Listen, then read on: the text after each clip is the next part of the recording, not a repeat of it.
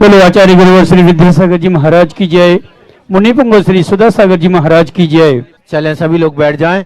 बोलिए संत शिरोमणि आचार्य भगवंत श्री विद्यासागर जी महामुनि राज की, परम पूज्य निर्यापक श्री मुनि पुंगव श्री सुधा सागर जी महाराज की, समस्त मुनि संघ की।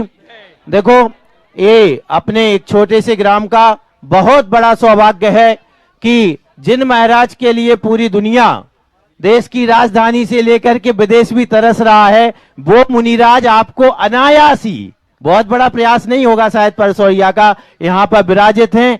और समय अपने पास बहुत कम है क्योंकि पूज्य श्री को पूरा देश और दुनिया सुनती है, इसलिए अब जो आज जबकि इस धरा पर पूज्य श्री विराजित हैं, तो इस धरा को हम उनके पाद प्रक्षालन से प्राप्त गंधोदक से पवित्र करें। इस भावना के साथ आज का कौन सौभाग्यशाली होगा जो पूज्य गुरुदेव के इतने वर्ष के साधना के साथ उनके चरणों से हमें गंधोदक प्राप्त कराएगा। ऐसे पुण्यशाली परिवार का चयन हो रहा है। 51,151 रुपया शीघ्रता करना है। 51,151 रुपया पूज्य श्री का पाद प्रक्षालन। 51,151 रुपया। स्थानीय बाहर से जो भी हो, जिनके भी भाव हो, तुरंत यहाँ पर प्रेषित करें। 51,151 रुपया। 51,151 लाखों रुपए में होता है, आपको पता है।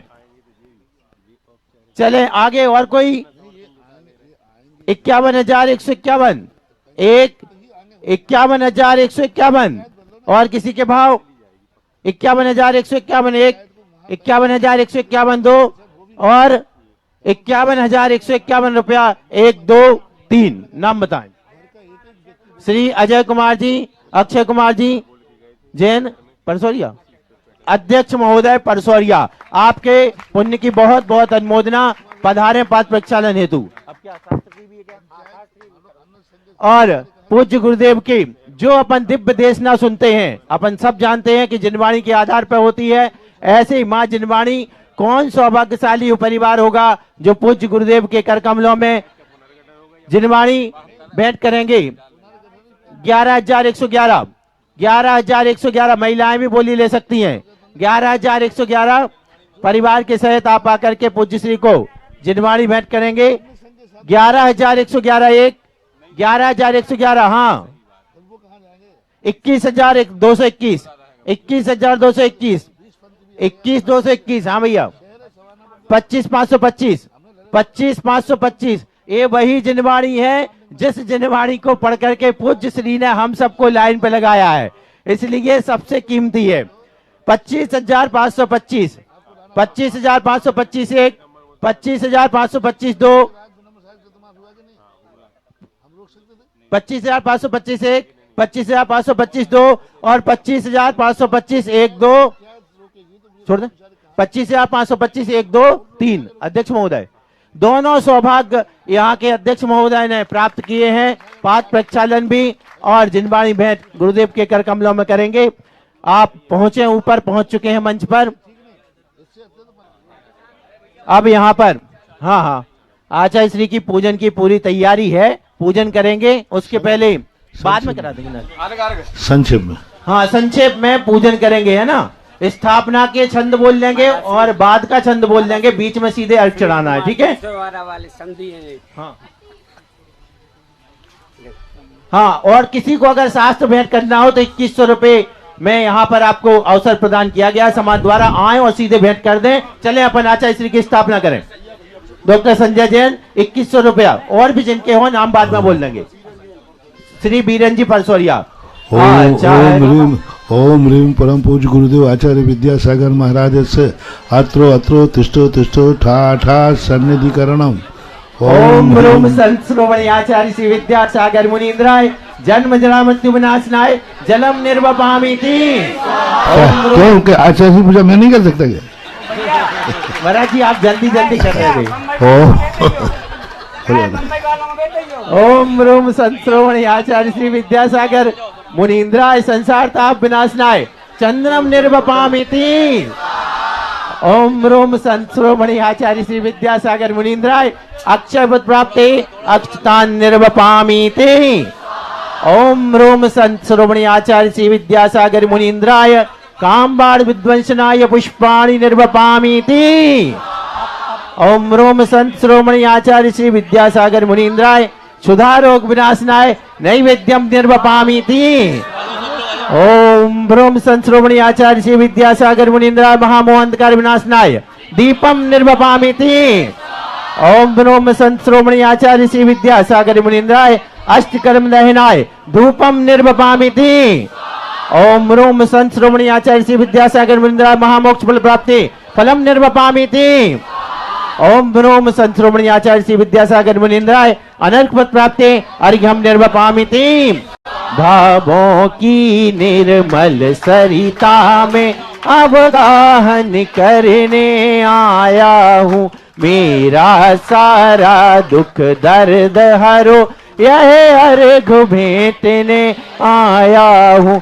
हे तपोमूर्ति हे आराधक हे योगीश्वर हे महासंत यह अरुण का मुना देख सके युग युग तक आगामी बसंत। ओम ब्रह्म संत श्रोमणी आचार्य श्री विद्यासागर मुनीन्द्राय जयमाला पूर्णार्घ्यम पद प्राप्ति अर्घ्यम निर्वपामीति। ओम ब्रह्म आचार्य श्री समय सागर मुनीन्द्राय पद प्राप्ति अर्घ्यम निर्वपामीति। हे सुधा सागर दयालु मुझको जीवन दान दो, सर उठा कर चल सकूं ऐसा मुझे सद ज्ञान दो। आ सकूं तेरे निकट ऐसा सरल सोपान दो, शीघ्र तर जाऊं भवोदध यह मुझे वरदान दो। नाम ही जपता रहूं जीवन तराने के लिए, भेंट में कुछ भी नहीं लाया चढ़ाने के लिए। ओम रहा प्रत्यक्ष विराजमान परम पूज्य निर्यापक श्रवण मुनि पुंगव श्री सुधा सागर मुनीन्द्राय पद प्राप्ति जलादि अर्घ्यम निर्वपामीति। हे गुरुवर नमोस्तु नमोस्तु नमोस्तु।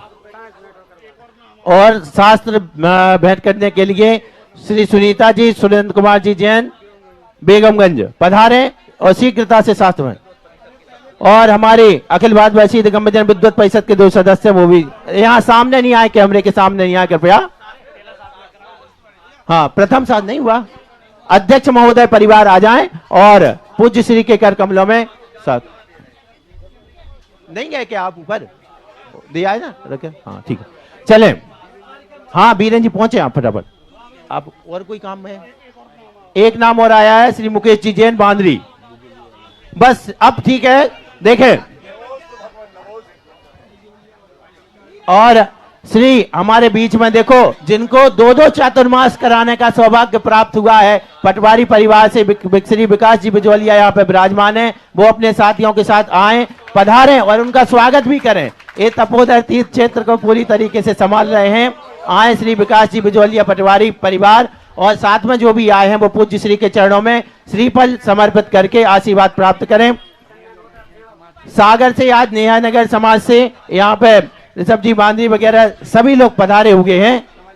श्री कमल जी कनुमा परिवार पधारे और पूज्य सर्वमंगल मांगल्यम सर्व कल्याण कारकम प्रधानम सर्वधर्माणाम जैनम जयतु शासनम जैनम जयतु शासनम जैनम जयतु शासनम। पंच परमेष्ठी भगवान की आचार्य श्री गुरुवर कुंद कुंद महाराज की आचार्य श्री गुरुवर विद्यासागर महाराज की आचार्य समय सागर महाराज की।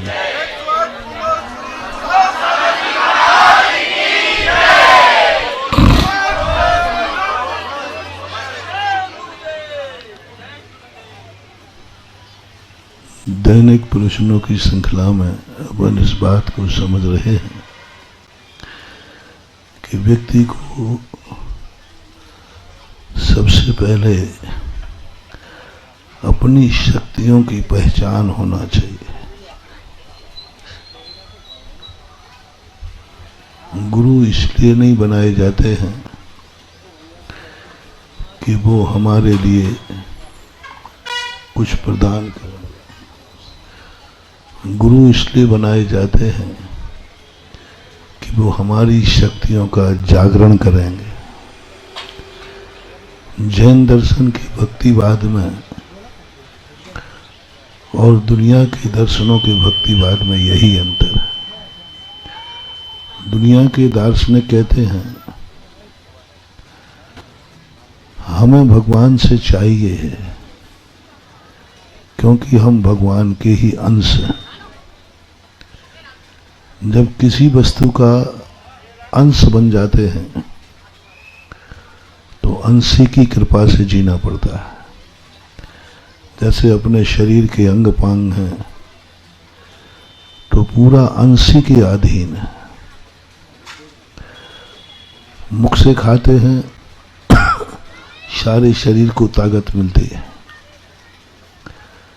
दिमाग से सोचते हैं पूरे शरीर के संबंध में सोचते हैं। पैर में कांटा लगता है पूरे शरीर में दर्द होता है और आत्मा भी दुखी होती है। इसलिए यदि ऐसा अंश अंशी संबंध मान लिया जाए तो संसार दुखी है तो भगवान को भी दुखी होना चाहिए, और परमात्मा सुखी है तो सारे संसार को सुखी होना चाहिए। लेकिन ऐसा देखा नहीं जा रहा। इससे जैन दर्शन ने सृष्टि के उस वास्तविक स्वरूप को उद्घाटित किया कि भगवान हमसे सर्वथा भिन्न है और हम भगवान से सर्वथा भिन्न है। हमारा स्व चतुष्टय अलग है, भगवान का स्व चतुष्टय अलग है। वो अपने द्रव्य गुण पर्यायों से जी रहे हैं, हम अपने द्रव्य गुण पर्यायों से जी रहे हैं। जब दो भिन्न वस्तुएं हो जाती हैं तो भिन्न वस्तुओं का लेन देन खत्म हो जाता है। दो भिन्न वस्तुएं कभी किसी को दे नहीं सकती। एक वस्तु दूसरे वस्तु का किंचित मात्र भी कुछ कर नहीं सकती, दे नहीं सकती, किंचित मात्र भी। वो भगवान भी क्यों ना हो, कुछ भी नहीं दे सकता, क्योंकि द्रव्य पूर्णतः सर्वथा अपने स्व चतुष्टय से भिन्न है। और दूसरा स्वभाव और है जैन दर्शन का, नास्ति स्वभाव। अस्थि स्वभाव ही नहीं है। हम अस्थि स्वभाव को ही समझ लेते हैं। मैं हूं ऐसी हमारे ऊपर जब परिणाम जागता है तो अहंकार जागता है।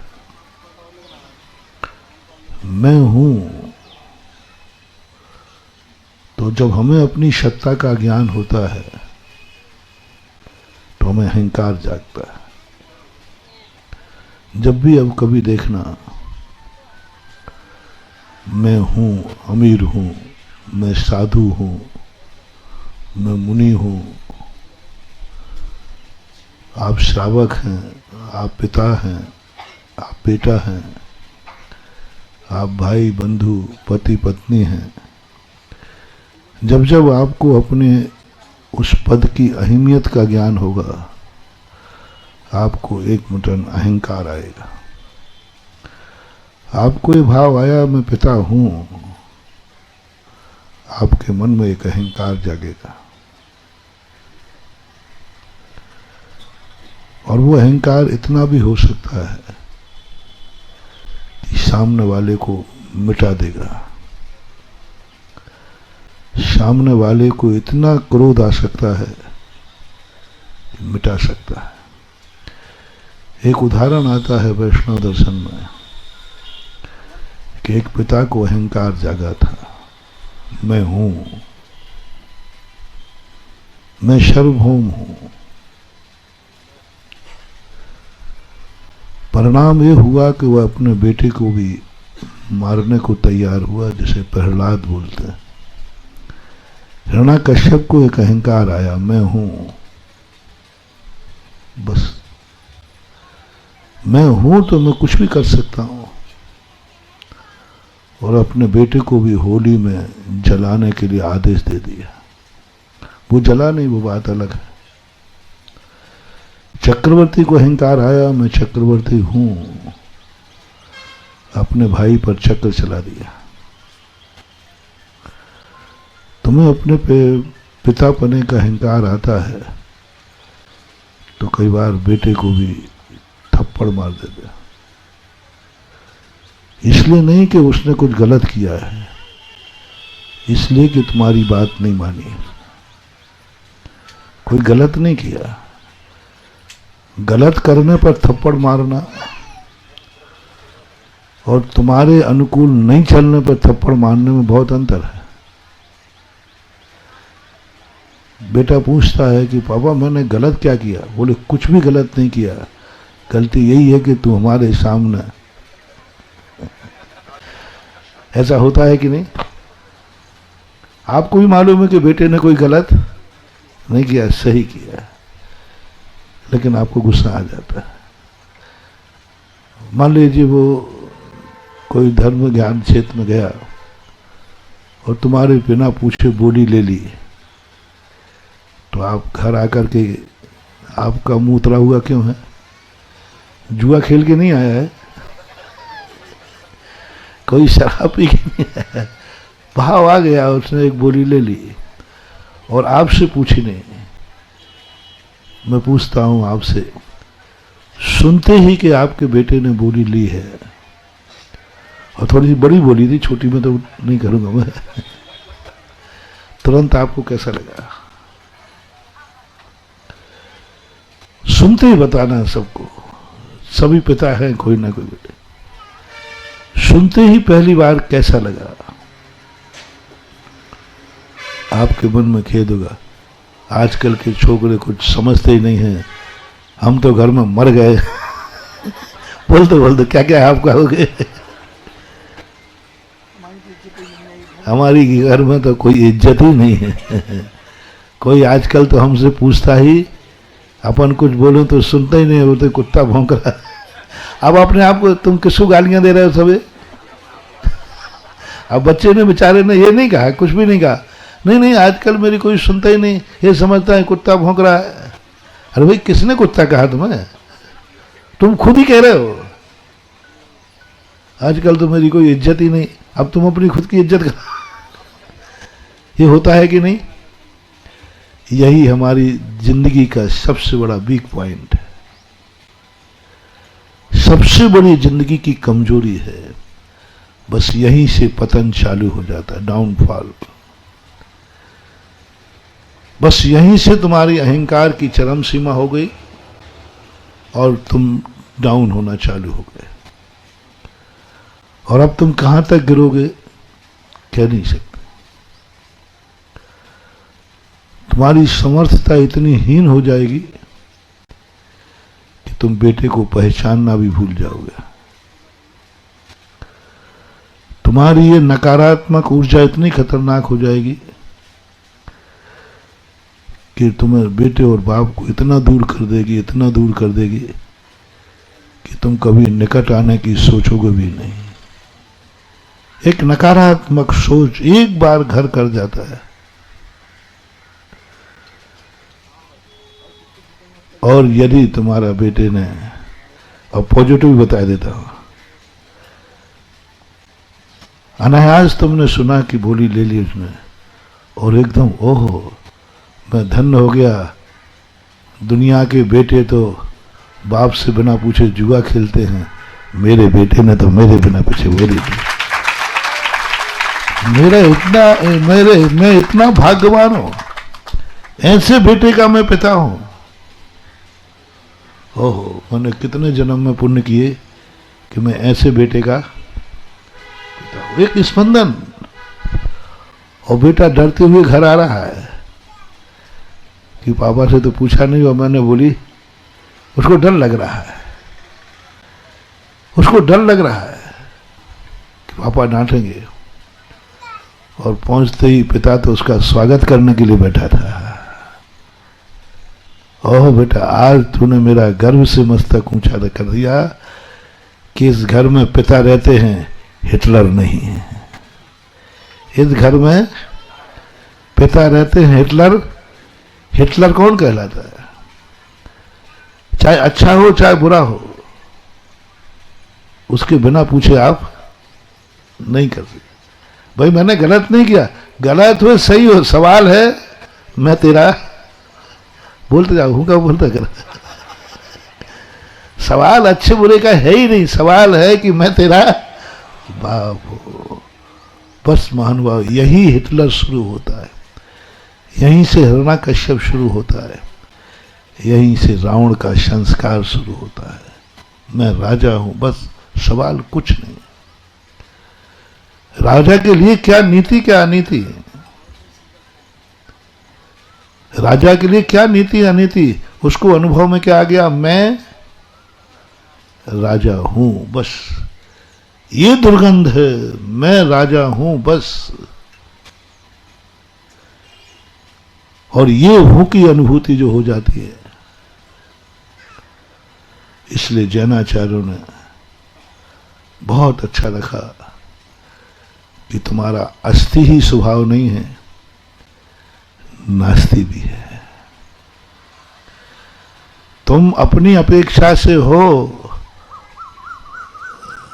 अपनी अपेक्षा से हो, अहंकार कर लो थोड़ी देर के लिए, तुम सब कुछ हो, जो तुम्हें मानना है वो सब कुछ हो। राजा महाराजा भगवान जो तुम्हें मानना है वो सब तुम हो, और उसमें कोई संदेह नहीं कि तुम नहीं हो। शक्ति अपेक्षा से तुरंत जैन दर्शन कहता है इसको अहंकार से नीचे उतारो। ये अस्थि कथन पे चला गया। ये अपने यहाँ ये जो जिसे आप लोग कंजाइस्ट बोलते ना, ये लोग क्यों चले गए अहंकार में? मैंने इसको खोजा कि अध्यात्म पढ़ना, इतने अच्छे ग्रंथ पढ़े उन्होंने, इतना बढ़िया स्वाध्याय करते हैं, ये इतने अहंकारी कैसे हो जाते कि भगवान को भी नमस्कार करने का भाव नहीं आता। इनको नमोकार मंत्र इस श्रद्धा से नहीं पढ़ते, क्योंकि उसमें क्या लिखा है, नमो नमस्कार लिखा है। नमस्कार शब्द से इनको बहुत घृणा होती है। वो कहते हैं नहीं, क्यों नमस्कार करूं? वे नमोकार मंत्र की माला नहीं फेरते, श्रद्धा से नहीं फेरते, वो मंदिर नहीं जाते, मंदिर में पूजा नहीं करते, नमोस्तु नहीं करते। वो तो करना पड़ी। शुरुआत में तो प्रयास यही किया था उनके बॉस ने कि मंदिर कोई चीज होती नहीं, भगवान कोई चीज होती नहीं, मैं ही आई एम गॉड, मैं ही भगवान हूं, मैं ही सर्वभौम हूं, सर्वशक्तिमान हूं। मंदिर जाके क्या करना? भगवान के मंदिर में नहीं जाता। भगवान के मंदिर, क्योंकि वो भी भगवान और अपन भी भगवान है। आपको एक दिन भगवान का मान के चलना कि मैं भी भगवान हूं, आप देखना मंदिर में आपका नमोस्तु करने का भाव नहीं है। बोले भगवान क्या हाथ मिलाना हो तो मिला लो, हाथ मिलाना तो मिला लो, क्योंकि तू भी भगवान है और मैं भी भगवान हूं। और जब दोनों भगवान है तो हाथ मिलाते भगवान हाथ जोड़ने का आएगा। तुम भी कर लेना एकदम, अहंकार जाग जाएगा। गुरु के पास जाओगे, गुरु मान के तुम्हें गुरु शब्द मान ही नहीं सकोगे, क्योंकि तुम कौन हो? भगवान गुरु के सामने नहीं झुकता। तुम्हें अनुभव में क्या आ गया? मैं भगवान हूं। अब काय का गुरु है? गुरु तो छोटा होता है, भगवान बड़ा होता है, परिणाम बिगड़ जाएगा। इसलिए जैन दर्शन ने तुरंत कहा, अहंकार से नीचे उतारा, तुम स्व चतुष्टय से अस्थिमान हो और पर चतुष्टय से नास्तिमान हो। तुम कुछ भी नहीं हो। तुम अभी देखो, अस्थि से क्या कहा, समझना थोड़ा सा विषय। अस्थि में क्या कहा? तुम सब कुछ सब कुछ हो, कुछ भी तुम्हारे में कमी नहीं है। तुरंत कहा स्वयं की अपेक्षा तुम हो, अपने आप में तुम हो, अपने रूप में आप हो। पर की तरफ आंख उठा के मत देखना, क्योंकि पर की अपेक्षा से तुम कुछ भी नहीं हो, कुछ भी नहीं हो। एक किंचित मात्र भी। नास्ति, अस्थि स्वरूप ही नहीं हमारा, हमारा नास्ति स्वरूप भी है। अनेकांत धर्म इसे कहते हैं। अनेकांत धर्म है कि किसी अपेक्षा से मैं हूं, बाकी पर की अपेक्षा से मैं नहीं हूं। मैं हूं, इसमें कोई संदेह नहीं, लेकिन इतना ही नहीं रखना तुम नहीं हो, कुछ भी नहीं हो, कुछ भी नहीं हो। तुम जीव भी नहीं हो, तुम कुछ भी नहीं हो। किसकी अपेक्षा? अजीब की अपेक्षा। अजीब कहता है तुम कुछ भी नहीं हो, मैं हूं। अजीब भी उतना ही अस्थि कथन में समर्थ है जितना जीव, लेकिन दोनों की जब तुलना करेंगे तो अजीब जीव की अपेक्षा नास्ती है और जीव अजीब की अपेक्षा नास्ती है। अब हमारा कर्तृत्ववाद खत्म हो रहा है। नास्ती कथन से क्या मतलब है? मैं कर्ता, जब मैं पर रूप हूं ही नहीं तो मैं पर का कर्ता धरता कैसे हो सकता? पर का विनाश करने वाला कौन हूं मैं किसी का अहित कर सकता हूं, किसी का हित कर सकता हूं, ये मैं कौन हूं? मैं क्या अहंकार कर रहा हूं कि मैं इसका बाप हूं और मेरे अनुसार मैं इसका अच्छा बुरा कर सकता हूं? नहीं कर सकता हूं, क्योंकि जितना समर्थ मैं स्वचतुष्टय से हूं, उतना स्वचतुष्टय से उसकी भी अहिमत है, और मैं उसकी अपेक्षा नहीं हूं और वो मेरी अपेक्षा नहीं है, स्वतंत्र है। आपको बिल्कुल ऐसे क्षमता भाव परिणाम आएगा। इसलिए जैन दर्शन ने सबसे पहले कहा कि पहले तुम समझो तुम क्या हो। तो आज का मोटिवेशन आपको दे रहा हूं, अपने आप में जब ध्यान में बैठो, अपने आप में बैठो, तो एक ही बात सोचना, मैं हूं। बस तुम्हें जो मानना है वो मैं हूं। आंख मत खोलना, मुंह मत खोलना, कान मत खोलना, हाथ पैर मत हिलाना, मन से कुछ सोचना नहीं, क्योंकि तुम हो तो तुम अपने संबंध में सोचो। तुम हो तो तुम, इसी का नाम तो शुद्ध उपयोग है, इसी का नाम तो आत्मानुभूति है,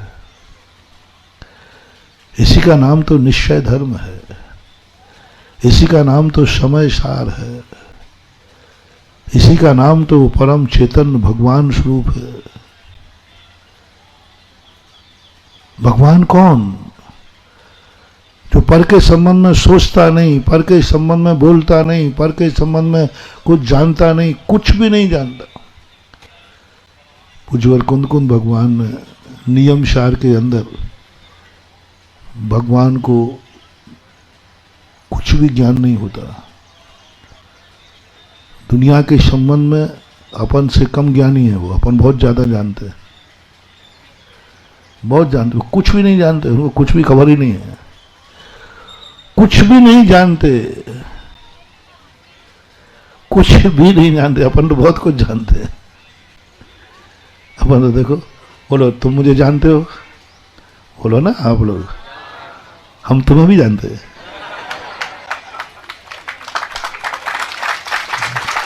तुम मुझे जानते हो, हम तुम्हें जानते, हम भगवान को भी जानते हैं। देखो कैसी बात, मैं भगवान को जानता हूं, लेकिन भगवान देखो कितने कमजोर हैं। मैं भगवान को जान रहा हूं, लेकिन वो मुझे नहीं जान रहे हैं।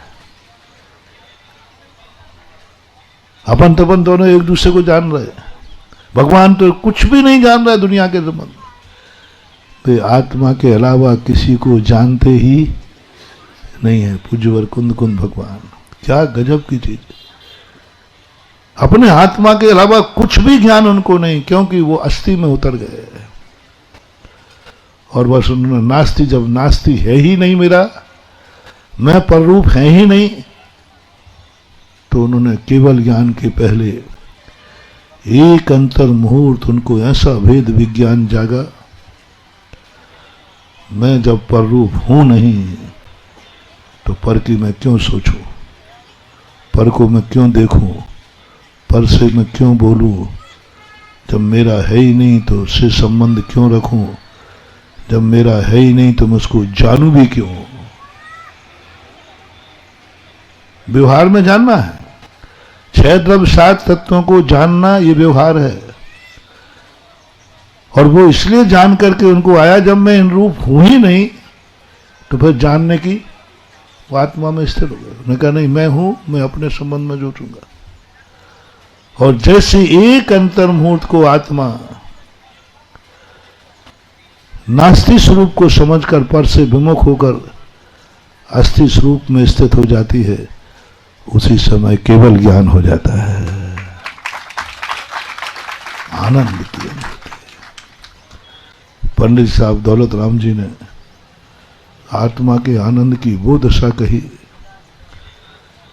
जहां ध्यान ध्याता ध्येय को न विकल्प वच, चिद भाव कर्म छिदेश करता चेतना सब खत्म कर। चिद भाव चिदेश करता, कौन ध्याता, कौन ध्यान, कौन ज्ञान, एक अंतर में तो उस समय जो आनंद प्रकट होता है सो इंद्र नाग नरेंद्र व अहिमेंद्र के नहीं। अपन लोग तो परम सुख मान रहे हैं, अच्छी वस्तु दिख जाए हम आनंदित हो जाते हैं, कोई अच्छी वस्तु का चिंतन आ जाए तो हम आनंदित हो जाते हैं, कोई अच्छी व्यक्ति से बोलने मिल जाए तो हम आनंद आ जाते हैं, हम अच्छे स्थान पर चले जाएं तो हमें आनंद आ जाता है। महानुभाव है ही नहीं। और वो स्वरूप जब आत्मा के अंदर प्रकट हो गए, भगवान यदि तुम हो तो मैं तुमसे संबंध पूछूंगा। ये जवाब जैसे ही आपने दिया तैसे ही आप भगवान के पद से तुरंत नीचे उतर आना। और जैसे ही तुम नीचे आओगे तुरंत मैं पूछूंगा, जब तू है ही नहीं ये तो ये नास्ति कथन क्यों? जब तू पर से संबंध बना रहा है, अब जैसे ये दुनिया में व्यक्ति अंतर चेतना से बाहर आता है, नहीं नहीं मुझे व्यवहार तो निभाना ही पड़ेगा, आंख उठा के देखना ही पड़ेगा, नहीं देखेंगे तो लोग से हम, यदि एक दिन तुम घर में जाना, रिश्तेदार आए कोई भी आए, देखना मत, किसी सैले एक दिन करना, किसी को देख नहीं मत। हमारे महाराज जैसे भगवान जैसे नासा दृष्टि कर लेना, छोरी भी आए तो मत देखना, पत्नी भी आए तो मत देखना, रिश्तेदार आ जाए तो, मान लो मैं आ जाऊं तो भी मत देखना, भगवान आ जाए तो भी मत देखना। आप 24 घंटे कर लो, 25वें घंटे में लोग तुम्हें पार्सल आगरा की कर देंगे कि लगता है, और पहले तो झाड़ा फूकी चालू हो जाएगी कि इसको कोई ऊपरी बाधा देख ही नहीं रहा, कि महाराज तक आ गए, भगवान तक आ, तो दुनिया में तुम पागल घोषित हो जाओगे, ऊपरी बाधा से तुम प्रभावित हो जाओगे। इससे जिनवानी ने कहा, दुनिया में पागल बन के मत जीना। खोलो आंख, खोलो खोल लो आंख, खोल लो, नहीं तो भूतड़े गए। आंख खोल लो जल्दी, नहीं तो जन्म आगरा में पहुंचने वाले हो, नहीं तो किसी भूत उतारने वाले के चमीटा वो खुलवा देगा, खुलवा तो देगा। आंख खोल लो, कान खोल लो, थोड़ा सामने वाले के संबंध में सोच लो, थोड़ा उसके पास चले जाओ या उसको बुला लो, चलने दो। तुम बहुत अच्छे दुनिया में जीने लायक अच्छे पिता, अच्छे पति, अच्छे भाई माने जाओगे। और हम भी हम अच्छे गुरु इसलिए हैं कि हम तुम्हें देख लेते हैं, तुम्हारे संबंध में सोच लेते हैं, तुम्हारे गांव में आ जाते हैं, है ना? और नमोस्तु करते हो तो, और गलत मंदिर बनाओ तो उसको सुधारने की, और थोड़ा सा प्रवचन दे रहा ना तो वो भी दे देते। मन नहीं करता मैं शांति धारा को जाऊं, लेकिन महाराज जी सोचते हैं चले चलो, बेचारा अपना क्या बिगड़ता है, इनकी बिगड़ी सुधरती है। साधु अपने लिए विहार नहीं करता। बहुत गजब की बात कही। अस्थि चतुष्टय में विहार है ही नहीं। साधु के लिए विहार करने को कहा ही नहीं है। जो साधु जितना कम विहार करे वो साधु उतना श्रेष्ठ है। श्रेष्ठ साधु कौन है? जो दुनिया के संबंध में कुछ नहीं सोचता, तो दुनिया की तरफ कभी देखता भी, बोलता भी नहीं है, चलता भी नहीं है, जिसे कहते हैं अपन भगवान बाहुबली। आज बाहुबली बड़े भगवान सामान्य केवलियों में सबसे ज्यादा कीमत, सबसे ज्यादा मूल्यांकन किसकी मूर्तियां मिलती हैं? बाहुबली। उन्होंने क्या किया? क्या किया बताओ? क्या किया बताओ? आंख उठा के देखा, किसी दुखी की बात सुनी नहीं, किसी के यहां आहार करने गए नहीं, कोई का घर पवित्र किया हो, कुछ भी तो नहीं किया। लेकिन आज संसार के सबसे ज्येष्ठ और श्रेष्ठ केवलियों में गिने जाते हैं, क्योंकि साधु की शोभा निर्वृत्ति में है, साधु की शोभा नासा दृष्टि में है, साधु की शोभा इंद्रिय निरोध में है, साधु की सेवा प्रवृत्ति में नहीं निर्वृत्ति में है। शक्तियों का जागरण होता है। जैसे जैसे हम फर से हटते जाते हैं, अपने आप में स्थिर होते जाते हैं, हमारी साधना चमत्कृत होती जाएगी। साधु के पास जितनी शक्ति होती है वो सब 24 घंटे की नहीं होती, सामयिक की होती है। सबसे ज्यादा साधु की शक्तियां जागती हैं सामयिक में। सबसे ज्यादा शक्ति जागती है हमारे लोगों की मौन में। जितने हम मौन रहेंगे हमें वचन सिद्धि होगी। बोलने से वचन सिद्धि घटती है और नहीं बोलने से वचन सिद्धि। आंखों से देखने पर हमारी आंखों की शक्ति घटती है और नहीं देखने से आंखों की शक्ति बढ़ती है। वैष्णव दर्शन में गंधारी को आंखों में इतनी शक्ति कहां से आ गई? देखने की शक्ति होकर के भी उसने देखना बंद कर दिया। देखने की शक्ति होकर देखना बंद कर दिया और इतनी शक्ति आ गई, इतनी शक्ति आ गई कि बताते हैं कि वो पट्टी खोलकर जिसको देख ले वो वज्र का हो जाए। ऐसी ही शक्ति साधुओं में आती है। इतनी ज्यादा नासा दृष्टि के उनके ये पलक बढ़कर के आंखों को बंद कर लेते हैं। एक एक पूर्व कोटि वर्ष तक निराहार एक स्थान पर बैठे रहते। इनके पलक बढ़कर के कपोलों पे आ गए। जिनके केस बिखर फैल करके जमीन में लताओं से फैल गए। जिनके हाथों के नख बढ़कर के जमीन में धस गए हैं। धस गए, नाखून तो बढ़ेंगे, वो कहाँ धस गए हैं? जमीन में। बाल कितने बिखर गए, लताओं के समान।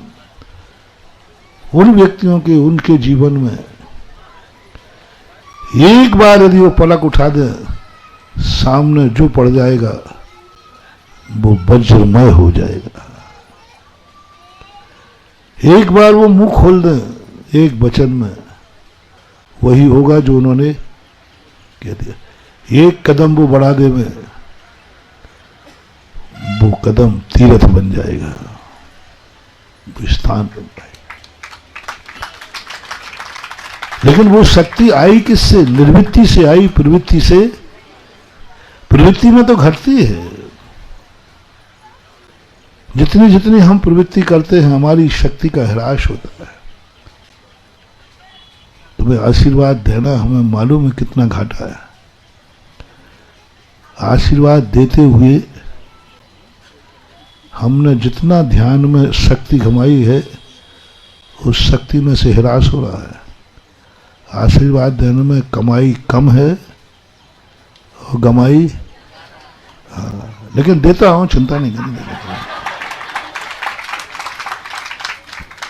बोलता हूं, देखूंगा भी।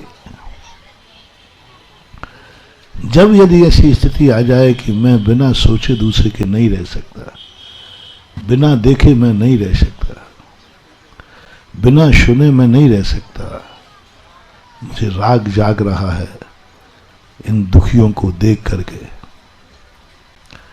मुझे राग जाग रहा है दुखियों को देख करके, मैं इनका दुख सुनूंगा। मुझे राग जाग रहा है परसौरिया से, क्योंकि परसौरिया वाले बड़े संकट में पड़ गए। हालांकि मुझे भीतरागी होना चाहिए, तुम जानो तुम्हारे काम जानो, तुम मरो तो मरो, जियो तो मुझे क्या लेना देना है। लेकिन एक राग की कणिका जागती है, और ये भाव और जाग जाए, जिस संकट में ये पड़ गए हैं, और संकट से दूर करने की शक्ति मेरे में है। यदि ये भाव जागता है तो राग और बढ़ जाता है। असमर्थ व्यक्ति में राग कम होता है। क्यों कहते भैया हमें ले जाके क्या करोगे बताओ? क्योंकि हम तुम्हारे संकट दूर कर ही नहीं पाएंगे। लेकिन यदि अनुभव में ये आ जाए कि मैं इसका संकट दूर कर सकता हूं, तो परायणमुखी वो जल्दी हो जाएगा। उसके अंदर राग ठीक है, वो राग प्रशस्त है, वो राग करुणा का है, वो राग दया का है, निंदनीय नहीं है, लेकिन जाग जाएगा। साधु है तो कि जब मेरे में शक्ति है इसके दुख दूर करने को, तो साधुता कहती है परोपकाराय शताम विभूति। तुम व्यवहार में जी रहे हो तो तुम्हारी जितनी विभूति है इसको परोपकार में लगाइए, और तुम्हारे 2 मिनट 2 कदम चलने से यदि जगत संकट से मुक्त होता है, तो जुनवानी कहती है बाबा जी चले जाओ।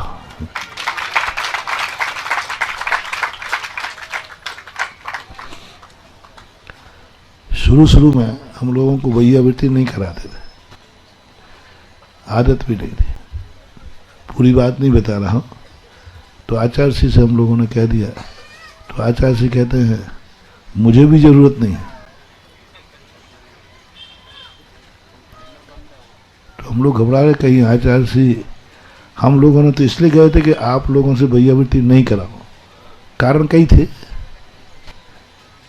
तो आचार्य श्री ने तुरंत कहा मुझे भी जरूरत नहीं है। तो हम घबरा गए कि आज से हम लोगों को वैयावृत्ति मिलना बंद, क्योंकि हम लोग आचार्य श्री की वैयावृत्ति करते थे।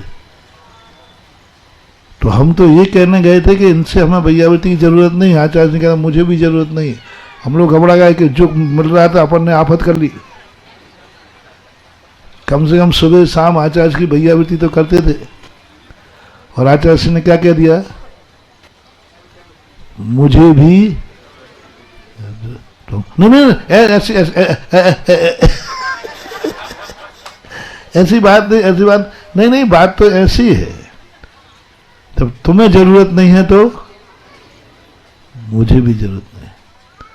हम लोग बहुत बना तो आचार्य सिंह का बोलो कैसा लगा? मैंने इतनी कहा ना मुझे भी जरूरत नहीं है, तो तुम्हें कैसा लगा? अच्छा लगा कि बुरा लगा?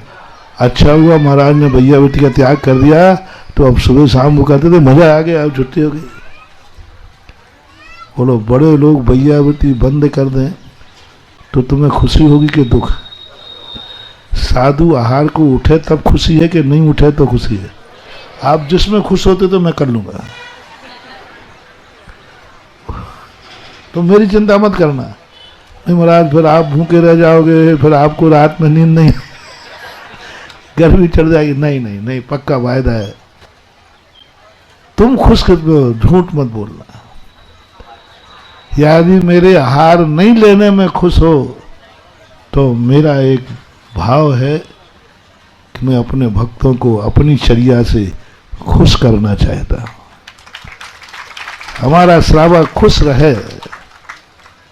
तो बोलो यदि आप मेरे उपवास करने से खुश हो तो फिर मैं उपवास कर लूं, चिंता मत करो, मैं छुल्लकों को भी मना लूंगा।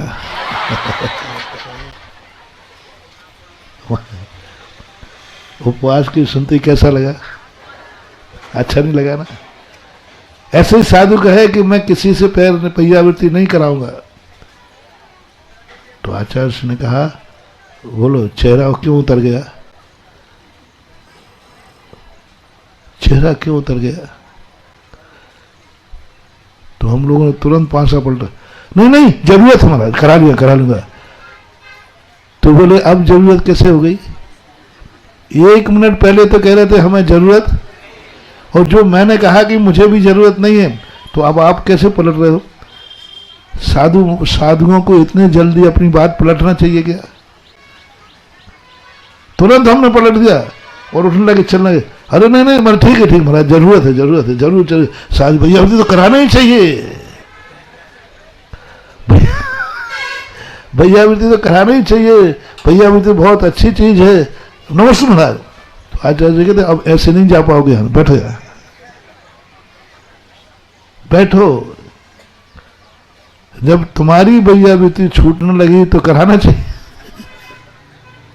तुम्हें कैसा लगा? तो आचार्य ने कहा देखो मुझे भी भैयावृत्ति की जरूरत नहीं थी, लेकिन जब तुम लोग आते हो तो मैं करा लेता हूं कि नहीं, तुम्हारे लिए। ऐसे ही तुम्हें जरूरत नहीं है, लेकिन इनके लिए। 2 प्रकार की भैयावृत्ति होती है। एक भैयावृत्ति होती है सही में थकान मिटाने के लिए, बीमारी मिटाने के लिए, तकलीफ दूर करने के लिए, और एक भैयावृत्ति कराता हूं उससे कोई फायदा नहीं है बल्कि नुकसान और है। बहुत भीड़ आती है, 2-4 तो बाल ले जाते हो उसके, कोई नाखून काट देता है, कोई, और कई बार तो लोग भगवान ही मालिक है, क्योंकि वो तुम्हारे लिए है। ग्रस्त का कैसे कल्याण होगा? ग्रस्त वज्र सब नाराज संगन कब बांधेगा? ग्रस्त में रोग कब होगा? तुम में तो रोग सहन करने की शक्ति है, लेकिन ग्रस्त यदि औषधि दान नहीं देगा तो इसका क्या होगा? इसलिए कभी कभी औषधि दान श्रावक के लिए भी ग्रहण किया जाता है, पर के लिए भी होती है क्रियाएं, पर के लिए भी क्रियाएं होती हैं। जब हम स्वयं में नहीं रह पाते हैं तब पर से लेना नहीं। अब मैं जो भूमिका बना रहा था कि नास्ति कथन के ऊपर स्वभाव है तुम्हारा कि तुम पर रूप नहीं हो, स्वरूप हो, तो सब संबंध खत्म करो। वो अपन से होगा नहीं। हम पर से संबंध खत्म नहीं कर सकते। पर के बिना मेरी जिंदगी नहीं चल सकती। संसार में रहना है तो एक दूसरे का आलम्बन लेना ही पड़ेगा। ये दूसरा मोटिवेशन दिया हमने आपको, दूसरा मंत्र दिया। या तो बाहुबली बन जाओ, तुम्हें कोई जरूरत नहीं, कोई तुम्हारी सेवा करने नहीं आएगा। सांप चढ़े तो भोगना, बेलें चढ़े तो भोगना, छिपकुली चढ़े तो तुम जानो तुम्हारा, तुम्हें दुनिया से मतलब नहीं तो दुनिया को तुमसे मतलब नहीं। यदि इतनी क्षमता हो कि मुझे किसी दुनिया की जरूरत नहीं है, मैं उपसर्ग परिसरों से नहीं डरता हूं, मैं सांप बिच्छुओं से नहीं डरता हूं, मुझे कोई मार नहीं सकता, मैं तो अमर हूं, मैं तो अमर हूं। हम अब अमर भये न मरेंगे। यदि ऐसी अनुभूति हो जाए हमारे द्रव्य गुण पर्यायों में, तो फिर कोई मतलब नहीं है हमारा। लेकिन ऐसी अनुभूति होना बहुत दुर्लभ है। बड़े बड़े मुनिराजों को भी नहीं होती। उनको भी अनुभूति होती है कि मुझे पर की जरूरत पड़ेगी। जो मैं नहीं हूं, जो मैं नहीं हूं, उनसे भी हमें संबंध बनाना है। उनकी बात भी हमें सुनना है, उनके काम में भी हमें आना है, क्योंकि ये मेरे काम में आएंगे। अब मेरे काम आएंगे, ये हमने तुम संसारी प्राणियों की बात कही। यदि तुम धर्मात्मा हो, ग्रस्त हो, संसारी हो, तो भी मैं आपको मोटिवेशन दे रहा हूं, तुम हर किसी के काम आओ। कभी ना कभी हर कोई तुम्हारे काम आ सकता है। किसी के भी काम आओ, हर व्यक्ति के काम आओ। एक ही बात रखो, चींटी है तो उसके काम आ जाओ। चींटी पानी में डूब रही है, बचाओ, बचा लो उसको, उससे काम आ जाओ। वो बच नहीं सकती, वो पानी के बहाव में बह जाएगी, तुम उसको बचा लो, काम आ जाओ। अरे चींटी मेरे किस काम की है? नहीं नहीं, तुम चींटी को बचाओ, वो चींटी कभी तुम्हारे काम आ सकती है। तुम बेफालतू में किसी के काम नहीं आओगे, क्योंकि तुम साधु नहीं हो, तुम बढ़िया हो। तुम उसी के काम आओगे जिससे तुम्हें कोई लाभ हो। बिना लाभ के तो तुम किसी आओगे नहीं, तुम्हारा तुरंत परिणाम जाएगा, इसको बचाने से मुझे क्या मिलेगा। महाराज के पास भी आओगे तो बोल दो आहार भी दोगे तो कुछ ना कुछ तो है। मैं पवित्र हो जाऊंगा, मेरा घर पवित्र हो जाएगा, मेरा दान, कुछ ना कुछ आएगा ही आएगा। ग्रस्त को हो नहीं सकता, क्योंकि ग्रस्त जैनी कम है, बनिया ज्यादा है। वो पूछता है कि मुझे क्या मिलेगा, और जहां मिलने की बारी आ जाए उस पर तो वो मर जाए,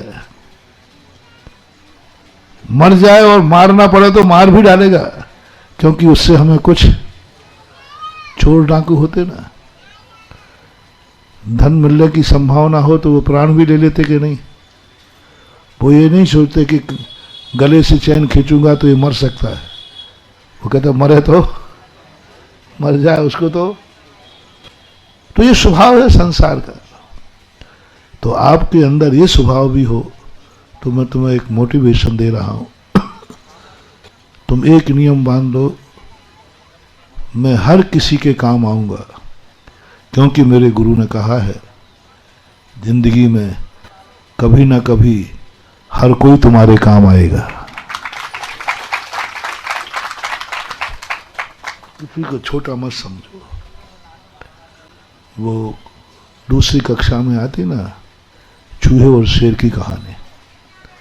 शेर ने कहा, चूहा कूद गया, तो शेर कहता है, क्यों रे चूहे, तेरी ये औकात?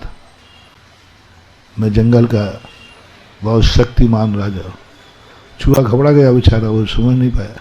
कहते हैं, सरकार माफ करो, मुझे इस बार छोड़ दो। बोले, क्यों छोड़ दूं? बोले, छोड़ दो साहब, मैं कभी तुम्हारे काम आऊंगा। शेर कहता है, तू अरे चूहे, तू मेरे किस काम आएगा? सरकार आऊंगा, लेकिन राजा को तो अहंकार था कि मेरे काम है चूहा, क्या काम आएगा? फिर भी राजा ने कहा, देखता हूं तू किस काम में आता, चल छोड़ता हूं। बोले, साहब आज आपने छोड़ा है, मैं जरूर छोटा हूं। बड़े लोग भले उपकार का बदला चुकावे या नहीं चुकावे, छोटे लोग जन्म जन्म तक उपकार का बदला चुकाते हैं। महानुभाव, अपने से दीन, अपने से हीन, अपने से कमजोर, अपने से पुण्यहीन, किसी भी चीज में हीन है, उसके ऊपर तुम थोड़ा सा उपकार करोगे, वो तुम्हारे जन्म जन्म काम आएगा। पारसनाथ ने देखो, अपने से निकृष्ट जीव पर उपकार किया।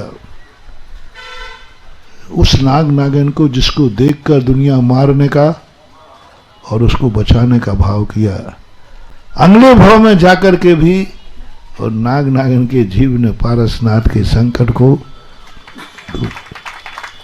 मत सोचो कि हम तो बहुत बड़े आदमी है, चींटी क्या काम में आएगी। मत सोचो कि हमें ये चीज तुच्छ जीव क्या काम आएगा। आएगा, ये संसार है। कई स्थानों पर उलझने आती ना, तो बड़े नहीं सुलझा पाते हैं। जब आप गाड़ी चला रहे हो, ड्राइवर को मेरा, चल हट, तू क्या काम का है मेरे, मैं मालिक हूं। और जब गाड़ी चलाते समय तुम्हारी गाड़ी का एक्सीडेंट होता है, तो तुम थाने में किसको भेज देते हो? वो ड्राइवर को अरेस्ट हो जाता है बेचारा, तुम्हें बरी कर देता है, आ गया ना काम वो तुम्हारे। चूहे को छोड़ दिया गया। चूहे ने आकर के, एक दिन बहेड़िया ने जाल बिछाया, शेर फंस गया, उलझता जा रहा। बड़े बड़े शेर आ गए, लेकिन अब जाल में से शेर क्या करे? हाथी आ गए, सारे जंगल के राजा जितने थे सब राजा साहब को दुखी देखकर आ गए। लेकिन सब देख रहे हैं, कोई की क्या करेगा बताओ? बस एक वहां में लोमड़ी आ गई। लोमड़ी तो चालाक होती है।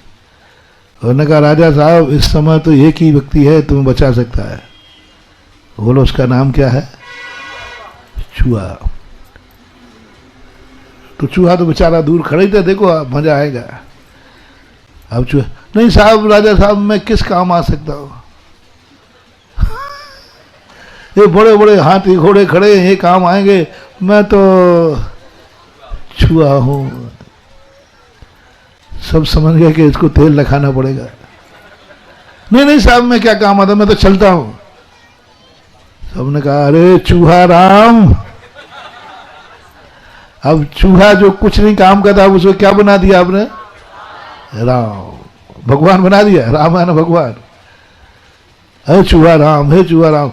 जब शेर ने खुद कहा, हे चूहा राम, पुरानी बात है जो मैंने तुझे कहा कि तू कोई काम का तू बचा ले। चूहे ने कहा, अब जब मुझे भगवान ही बना रहे, 2 मिनट में दांतों से जाल काटा और मुक्ति मिल गई।